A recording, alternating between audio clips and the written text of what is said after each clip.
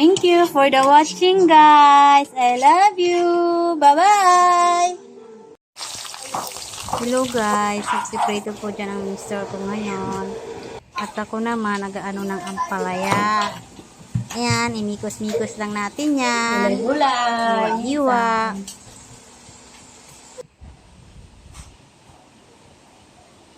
Yun o, magandang puno o. Ang ganda ng tanawin. At saka yan, nag-iwa-hiwa na ako dyan ng maliliit. Gusto ko lang kasi yung manipis na hiwa ng ampalaya. Yan ang gusto kong hiwa. Ganyang hiwa, guys. Yun o, diba? Maganda pag ganyang hiwa. Yan. Mikos, tapos may mga panakot. Hiniwa na rin yan ni Mr. Uy, kamyas! Kamyas! Ang sarap din yan pag ilagay sa paksiw, guys. Mikos-mikos din, guys, natin yung itlog, scramble. Ihalo natin yan sa ampalaya natin. Ayan, hugasan muna natin yan bago natin lutuin para tanggal ang germs. Inasinan ko rin yan, guys. Binabarag ko lang ng 15 minutes lang yan. Siguro mga 3 hugas lang yan. Okay na yan.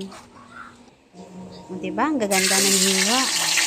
Ito, nagprito na yung si Mr. Kaya nakatuka dyan. Kasi takot-takot dyan. Lagi akong natatapsikan. Ayan, o. Luto na tayo ng ampalaya, guys. Unahin mo natin sibuyas. Ayan, mikos-mikos. Malawa, bawang. Mikos-mikos ulit. Ganyan lang magluto. Lagyan ng sili, green, tapos kamatis. Mikos-mikos natin yan para masarap. Lagyan natin ng konting hop, lagyan na natin ng ampalaya natin. Mikos-mikos din, guys. Lagyan natin ng 4 cubes para talagang nuot ang sarap.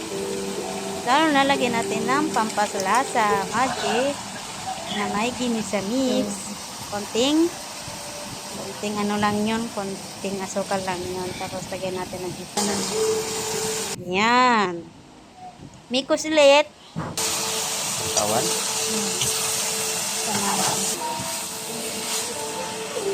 Paano yan? Luto ng ampalaya natin. Ilagay na natin sa lagayan yan para kumain na tayo. Nagugutom na rin ako yan dyan. Ini sang Gutom na rin ako yan. ampalaya. Las 11 na rin My kasi yan. favorite ng lanap. Yan. Ready to eat now. Ganyan lang.